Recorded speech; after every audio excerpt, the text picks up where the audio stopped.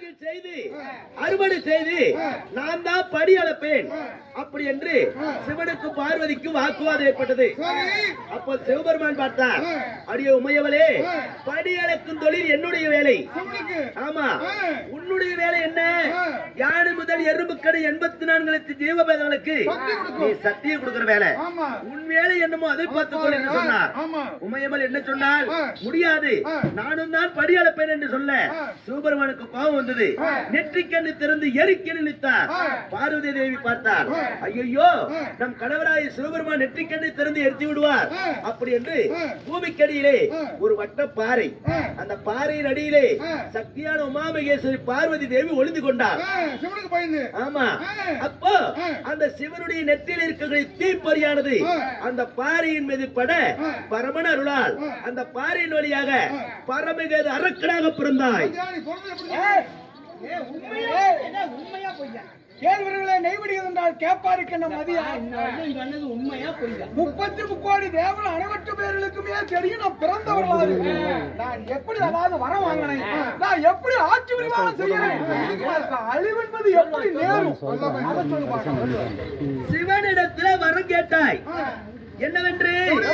அப்ப இந்த உலகத்திலே என்னை போல ஆண்கள் யாரும் என்னை கொல்லக்கூடாது, அப்பேற்பட்ட வரம் கொடு அப்படி என்று வரம் பெற்றீர். வரங்களை வாங்கி நீ சிவனையும் பார்வதியிலிருந்து கைலங்கரியிலிருந்து ஓட்டி விட்டாய், வைகுண்டம் சென்றாய், கண்ணனையும் மகாலட்சுமி தேவியும் துரத்தி விட்டாய், பிரம்மலோகம் சென்றாய், பிரம்மனையும் சரஸ்வதி தேவியும் நாட்டு விட்டு துரத்தினாய்.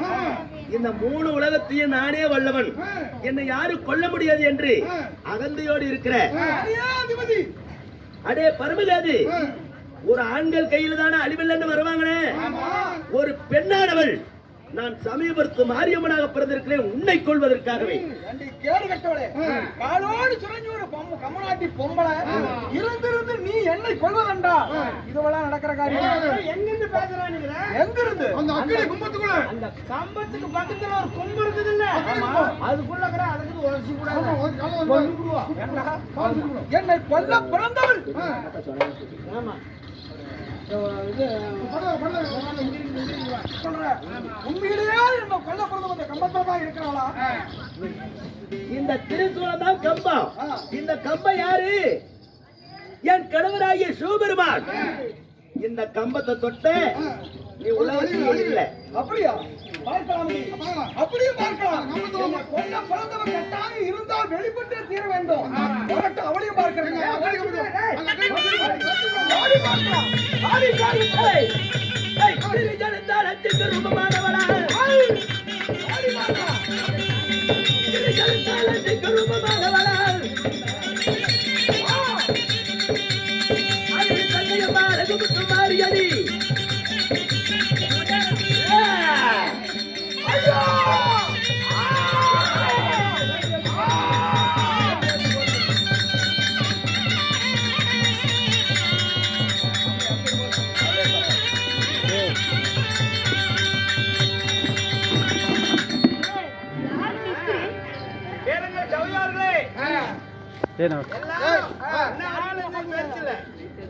ஒரு செகண்ட் அமைதியா இருங்க. விடி விடி கூத்து பார்த்ததுக்கு இதுதான் உங்களுக்கு பலன். அதாவது எவ்வளவு உஷாரா நம்ம நோம்பி போட்டாலும் இந்த பரமகேது மாதிரி ஒரு குடிகாரர் வந்து அந்த விழாவை எடுக்கவே பார்ப்பாங்க. அதனால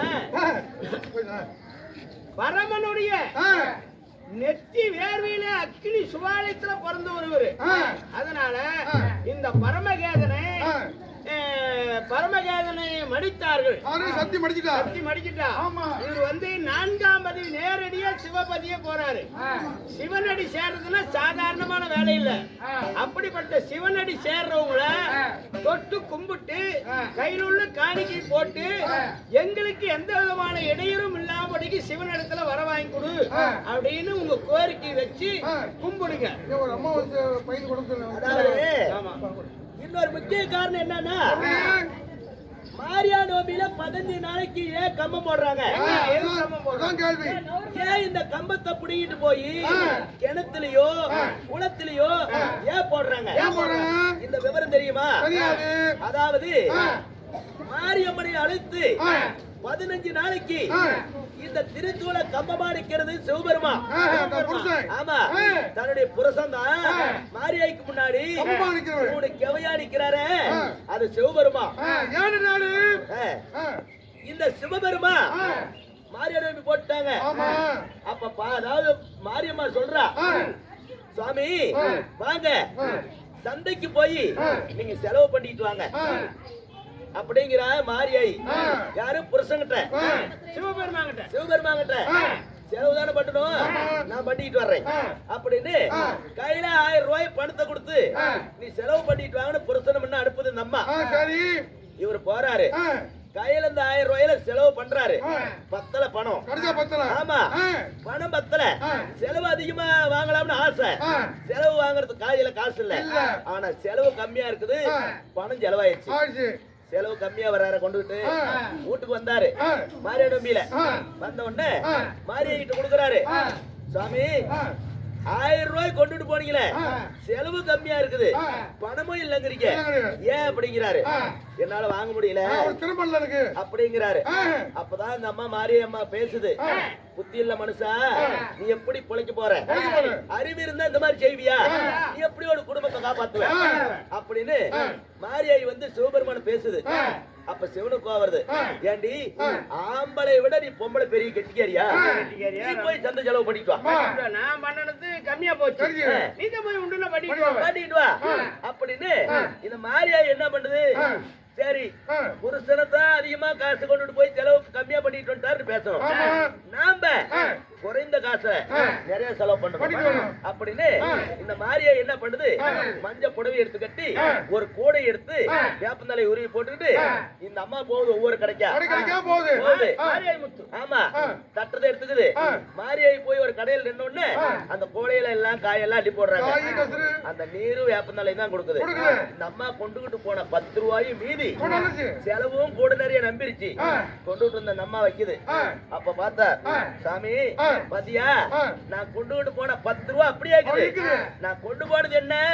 திருநீரும் வேப்பிலையும், இது 2 தான் கொண்டுட்டு போனேன், கூட நிறைய செலவு கொண்டுட்டு வந்துக்கிறேன் அப்படின்னு மாரியாய் வந்து சிவபெருமான் புருஷன் பேச.